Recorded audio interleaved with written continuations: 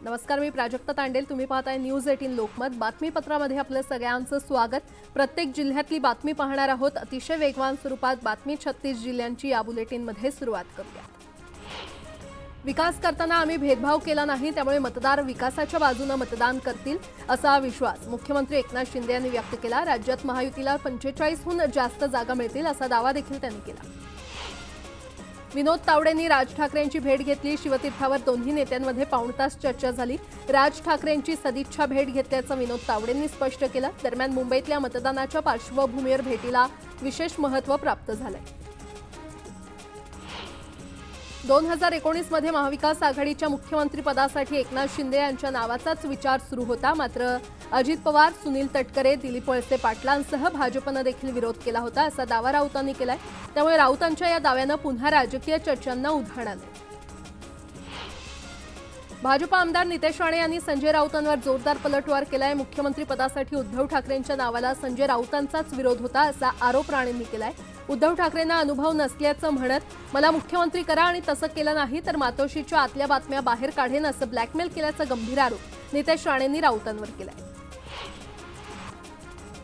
मुख्यमंत्रीपदासाठी एकनाथ शिंदे यांना भाजपचा विरोध नव्हता असं मत शिवसेनेचे प्रवक्ते संजय शिरसाट यांनी व्यक्त केलं। एकनाथ शिंदे यांच्या घराची रेकी पोलीस यंत्रणांनी केली होती। एकनाथ शिंदे शपथ घेणार होते, मात्र अचानक उद्धव ठाकरेंचं नाव समोर आलं असं शिरसाट यांनी म्हटलं। संजय राऊतांनी शिंदेंना मुख्यमंत्री पद देण्याबाबत केलेल्या वक्तव्यावर भाजप आमदार अतुल भातखळकर यांनी प्रतिक्रिया दिली आहे। राऊतांकडून खोटी विधानं करण्याचा प्रयत्न सुरू आहे, त्यांच्या विधानांकडे लोक करमणूक म्हणून पाहतात असं म्हणत भातखळकरांनी राऊतांना टोला लगावला। शरद पवारांनी अजितदादांवर निशाणा साधलाय। मुलगी आणि पुतण्यात कधीच भेद केला नाही, अजित पवारांना कायमच सत्तापदं दिली आहेत असं म्हणत अजित पवारांच्या आरोपांवर शरद पवार यांनी प्रत्युत्तर दिलं। शरद पवार किंवा अजित पवार काय बोलतात त्यात आम्हाला पडायचं नाही, भाजपला सत्तेतून बाहेर काढणं हाच आमचा उद्देश असल्याचं मत नाना पटोले यांनी व्यक्त केलंय। महाराष्ट्राला अधोगतीकडे नेण्याचं काम भाजपनं केलंय असा आरोप देखील पटोले यांनी केला। काँग्रेसमध्ये फूट पडली नसती तर 2024 मध्ये मीच मुख्यमंत्री झालो असतो, पण शरद पवारांनी पक्षाकडे मुख्यमंत्रीपद घेतलं नाही असं मोठं विधान मंत्री छगन भुजबळ यांनी केलं। लोकसभा निवडणुकीमध्ये भाजपला 400 पेक्षा अधिक जागा मिळतील यात कोणतीही शंका नाही असा विश्वास रावसाहेब दानवेंनी व्यक्त केलाय। महायुती 45 पेक्षा जास्त जागा जिंकेल, त्यामुळे उद्धव ठाकरे आणि शरद पवार यांच्याकडे पाठिंबा मागण्याची वेळ येणार नाही असं विधान रावसाहेब दानवेंनी केलं।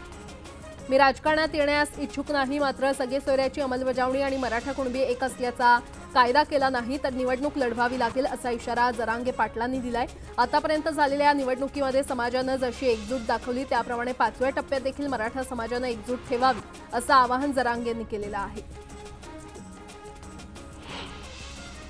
मुंबईतील मुस्लिम समाजानं नोटाला मतदान करावं असं आवाहन मुस्लिम सेवाभावी संस्थांनी केलेलं आहे। मुस्लिम समाज उद्धव ठाकरेंच्या पक्षाला पाठिंबा देणार नसल्याचं या मुस्लिम सेवाभावी संस्थांचं म्हणणं आहे। जोगेश्वरी इथल्या मुस्लिम समाजातील विविध संस्थांचे पदाधिकारी आणि सदस्य एकत्र आले होते। यावेळी त्यांनी कट्टर हिंदुत्ववादी भूमिका मांडणारे उद्धव ठाकरे आता आमच्याकडे मतांसाठी का हात पसरतायत असा सवाल केलाय। लोकसभा निवडणुकीच्या पार्श्वभूमीवर मुंबईतील 37 मशिदींमधून फतवे काढले जात असल्याचा गंभीर आरोप किरण पावसकर यांनी केला। मुंबईत पत्रकार परिषद घेत त्यांनी हा आरोप केला। धार्मिक संस्था मत कुणाला द्यायचं हे सांगत असल्याचं म्हणत पावसकरांनी चौकशीची मागणी केली। उत्तर मुंबई लोकसभा मतदारसंघातील महायुतीचे उमेदवार पियुष गोयल यांनी मुंबईत मिसळीचा आस्वाद घेतला। कांदिवलीतील हॉटेलमध्ये त्यांनी त्यांचे कार्यकर्ते आणि सामान्य नागरिकांसह मिसळ खाल्ली। दिल्लीमध्ये आम आदमी पार्टीचा हाय व्होल्टेज ड्रामा पाहायला मिळतोय। आपच्या कार्यकर्त्यांनी भाजप कार्यालयाकडे मोर्चा वळवला आणि यावेळी हजारोंच्या संख्येनं कार्यकर्त्यांनी गर्दी केली, तर या मोर्चामुळे दिल्लीतील DDU मार्ग देखील बंद करण्यात आला। मुंबईमध्ये मतदानाची जय्यत तयारी सुरू आहे। धारावी ट्रान्झिट कॅम्प इथलं मतदान केंद्र आगळ्या वेगळ्या पद्धतीनं सजवण्यात आलेलं आहे। उकाड्यापासून मतदारांचं संरक्षण व्हावं तसंच मतदानाचा टक्का देखील वाढावा यासाठी अभिनव पद्धतीनं हे मतदान केंद्र सजवण्यात आलं। मुंबईतील दादरमधल्या एका व्यावसायिकानं पंतप्रधान नरेंद्र मोदींच्या चेहऱ्याची प्रिंट असलेली खास साडी डिझाईन केलेली आहे। अनेक महिला या साडीला पसंती देत असल्याचं या विक्रेत्यानं म्हटलंय। केवळ मुंबईतूनच नव्हे तर मुंबई बाहेरून सुद्धा या साडीला मोठी मागणी आहे। मंगळुरू येथून देखील काही महिला ही साडी खरेदी करण्यासाठी मुंबईत आल्या।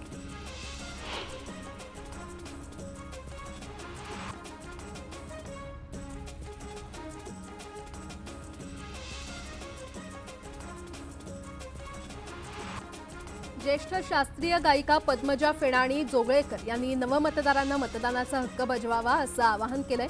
मतदान करणं ही आपली फक्त जबाबदारी नाही तर ते आपलं सामाजिक कर्तव्य आहे असं देखील त्या म्हटलंय।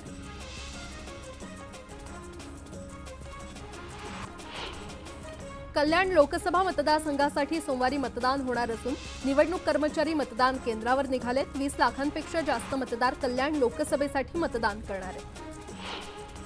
नवी मुंबईत निवडणुकीच्या प्रत्येक ठिकाणी कडक पोलीस बंदोबस्त तैनात करण्यात आलेला आहे। मतदान केंद्रांवर ड्रोनद्वारे करडी नजर ठेवली जाणार आहे। कायदा हातात घेणाऱ्यांवर कडक कारवाई करण्यात येणार आहे। ठाणे लोकसभा मतदारसंघात सोमवारी मतदान पार पडणार आहे आणि त्याच पार्श्वभूमीवर मतदारांनी निर्भीडपणे मतदान करावं असं आवाहन निवडणूक अधिकाऱ्यांनी केलंय। तर केंद्रावर सुविधांसह इतर व्यवस्थांच्या नियोजनाची पाहणी देखील त्यांनी केली। पालघर लोकसभा मतदारसंघात 21,48,000 मतदार आपला मतदानाचा हक्क बजावणार आहेत। त्यासाठी जिल्ह्यात 2,270 मतदान केंद्र उभारण्यात आली आहेत। तर 13,000 अधिकारी आणि कर्मचारी मतदान केंद्रांवर कार्यरत असतील। निवडणुकांच्या पार्श्वभूमीवर कायदा सुव्यवस्थेचा प्रश्न निर्माण होऊ नये म्हणून सटाण्यामध्ये पोलिसांनी रूटमार्च काढला। यावेळी सटाण्यातील पोलीस प्रशासन निवडणुकांसाठी सज्ज असल्याचं पाहायला मिळालं। पिंपरी चिंचवड शहरात पुन्हा जोरदार अवकाळी पावसानं हजेरी लावली। त्यामुळे वातावरणात गारवा निर्माण झाल्यानं उकाड्यापासून हैराण झालेल्या नागरिकांना काहीसा दिलासा मिळाला। मान्सून अंदमानमध्ये दाखल झाला असून 31 मे पर्यंत मान्सून केरळमध्ये पोहोचणार असल्याचा अंदाज हवामान खात्यानं वर्तवलेला आहे। जूनमधील पहिल्या आठवड्यात मान्सूनचं महाराष्ट्रात आगमन होण्याची शक्यता हवामान खात्यानं वर्तवली आहे। बीड जिल्ह्यामध्ये भीषण पाणी टंचाई निर्माण झालेली आहे। गावखेड्यांना पाणी पुरवठा करणारे तलाव आणि विहिरी कोरडेठाक पडल्यानं 308 गावं आणि 282 वाड्यांना सध्या 382 टँकरच्या माध्यमातून पाणी पुरवठा केला जातोय। 905 फेऱ्यांमध्ये टँकरद्वारे पाणी पुरवठा होत असून जिल्ह्यातील 385 विहिरी आणि बोरवेल्स यांचं अधिग्रहण करण्यात आलं। वाशिम जिल्ह्यामध्ये यंदाच्या खरीप हंगामात 4,05,180 हेक्टरवर विविध पिकांची पेरणी केली जाणार आहे। यासाठी जिल्ह्यातील शेतकऱ्यांना पीक कर्ज वाटप केलं जाणार आहे। पीक कर्जाचे दर निश्चित करण्यात आले असून 1 हेक्टर क्षेत्रावरील हळदीसाठी 1,26,000 तर 1 हेक्टर सोयाबीनसाठी 59,400 रुपये पीक कर्ज दिलं जाणार आहे। अकोल्याच्या अकोट तालुक्यातील मुंडगावला तब्बल 15 ते 16 दिवसांनी पाणी पुरवठा करण्यात येतोय। त्यामुळे संतप्त ग्रामपंचायत सदस्यांना शोले स्टाईल आंदोलन करण्यास सुरुवात केली आहे। पाण्याच्या टाकीवर चढून त्यांनी उपोषण आंदोलन केलं। दरम्यान प्रशासनाकडून जोपर्यंत ठोस आश्वासन मिळत नाही तोपर्यंत खाली उतरणार नाही असा इशारा उपोषणकर्त्यांना दिला। चिपळूणमध्ये सह्याद्री भागात अवकाळी पावसानं धुमाकूळ घातला। अर्धा तास पडलेल्या मुसळधार पावसानं नद्या आणि ओढे प्रवाहित झाले। अडरे आणि अनारी भागात ढगफुटी सदृश्य पावसामुळे पाणीच पाणी झालं। सिंधुदुर्गात मान्सूनपूर्व पाऊस कोसळतोय तर आंबोली घाटात ढगांची चादर अंथरल्याचा भास होतोय। हे नयनरम्य दृश्य नागरिकांना भुरळ घालतंय। अशा सुंदर निसर्गाचा आनंद लुटण्यासाठी आंबोली घाटात पर्यटकांची गर्दी होताना पाहायला मिळते। दोडामार्ग तालुक्यातील अनेक गावांमध्ये जंगली हत्तींच्या कळपाकडून फळ पिकांची नासधूस करण्यात आली आहे। तर नारळाची झाडं देखील हत्तींनी जमीनदोस्त केली आहेत। भर दिवसा लोकवस्तीत हत्ती नासधूस करत दहशत पसरवत असल्यानं ग्रामस्थांमध्ये देखील भीतीचं वातावरण आहे। नागपूर विद्यापीठानं ऐनवेळी परीक्षा केंद्र बदलल्यामुळे विद्यार्थ्यांच्या अडचणींचा सामना करावा लागतोय। गोंदिया जिल्ह्यातील सालेकसा तालुक्यातील आदिवासी बहुल भागातील विद्यार्थिनींना 15 ते 20 किलोमीटर पायी प्रवास करत सालेकसा येथील परीक्षा केंद्र गाठावं लागतंय। त्यामुळे परीक्षा केंद्र बदलून देण्याची मागणी विद्यार्थी करतायत। छोटा गोंदिया परिसरातील देवबोडी तलावामध्ये हजारो मासे मृत अवस्थेत आढळून आलेत। पाण्यात जलपाणी वाढल्यानं मासे मृत झाले असून परिसरात दुर्गंधी पसरल्यामुळे नागरिकांच्या आरोग्याला धोका निर्माण होतोय। अकोला वाशिम महामार्गावरील चिखलगावजवळ ट्रक आणि कार यांच्यात जोरदार धडक झाली। या भीषण अपघातात कारमधील 3 प्रवासी गंभीर जखमी झाले असून जखमींवर अकोला येथील रुग्णालयामध्ये उपचार सुरू आहेत। तुळजाभवानी मंदिरात येणाऱ्या भाविकांना ड्रेस कोड नियम लागू करण्यात यावा या मागणीसाठी हिंदू जनजागृती समिती आक्रमक झाली आहे। त्यामुळे मंदिर संस्थांसमोर मोठा पेच निर्माण झालाय। ड्रेस कोड बाबत निर्णय न घेतल्यास आंदोलन सुरू करण्याचा इशारा देण्यात आलेला आहे। छत्रपती संभाजीनगरमधील जटवारा रोडवरील मक्याच्या पिकाला अचानक आग लागली। रस्त्याच्या कडेला असलेल्या मक्याला आग लागल्यानं वाहतूक विस्कळीत झाली। तर या आगीमध्ये मक्यासह जनावरांचा चारा देखील जळून खाक झाल्यानं शेतकऱ्यांचं मोठं आर्थिक नुकसान झालं। नांदेड जिल्ह्यातील मुदखेड तालुक्यातील बारड येथे चोरट्यांनी चक्क एटीएम मशीनच पळवलं। या एटीएम मशीनमध्ये 19,46,00,000 रुपये असल्याची माहिती बँकेकडून देण्यात आली। या प्रकरणी पोलीस ठाण्यात गुन्हा दाखल करण्यात आला असून पोलिसांकडून आरोपींचा शोध घेतला जातो। धाराशिवच्या उमरगा तालुक्यात वाहन तोडफोडीचं सत्र सुरू आहे। शहरातील आदर्श महाविद्यालय परिसरात महंत प्लॉटिंग साने गुरुजी नगर भागात अज्ञातांनी दुचाकींसह चारचाकी वाहनांची तोडफोड केली। यामुळे परिसरात भीतीचं वातावरण आहे। तर वाहन तोडफोडी प्रकरणी अज्ञात व्यक्तीविरोधात गुन्हा दाखल करण्यात आला। पुण्यामध्ये वानवडी पोलीस ठाण्याच्या हद्दीतील एका ज्वेलर्सवर दरोडा टाकून सोनं लंपास करत आरोपी पसार झाले होते। या पसार आरोपींना पुणे पोलिसांनी ताब्यात घेतलं असून 6 आरोपींना अटक करण्यात आली आहे।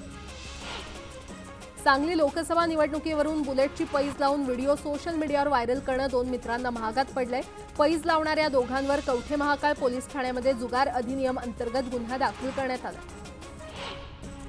धाराशिवच्या कळंब शहरात व्यापाऱ्याच्या घरावर 8 जणांच्या टोळक्यानं सशस्त्र दरोडा घालण्याचा प्रयत्न केला। यावेळी पोलिसांच्या मदतीनं त्यातील 3 आरोपींना पकडण्यात आलंय आणि त्यांच्याकडून लाखोंचा मुद्देमाल हस्तगत करण्यात आलाय। स्वामीनारायण संस्थेनं सारंगपूर येथे प्रगत गुरुहरी परमपूज्य महंत स्वामीजी महाराज आणि सद्गुरू संतो यांच्या उपस्थितीमध्ये 4 दिवसीय संत शिबिराची नुकतीच सांगता झाली। या सुमारे 650 संतांनी सहभाग घेतला होता। मोहिनी एकादशी निमित्त पंढरीत लाखो भाविक दाखल झाले आहेत। विठुरायाची पंढरी भाविकांनी गजबजली आहे। सध्या मंदिराचं काम सुरू असल्यानं भाविकांना पदस्पर्श दर्शन घेता येत नाहीये। मात्र 2 जून पासून विठुरायाचं पदस्पर्श दर्शन सुरू होणार आहे। बुलढाणा जिल्ह्याच्या लोणार सरोवर परिसरात असलेल्या दैत्यसुदन मंदिरातील भगवान विष्णूच्या मूर्तीवर किरणोत्सव पाहायला मिळतोय। सूर्यकिरणांच्या प्रकाश झोतांमुळे मूर्तीचं सौंदर्य आणखीनच खुललंय। मूर्तीचं हे रूप पाहण्यासाठी नागरिकांनी मंदिरात गर्दी केली।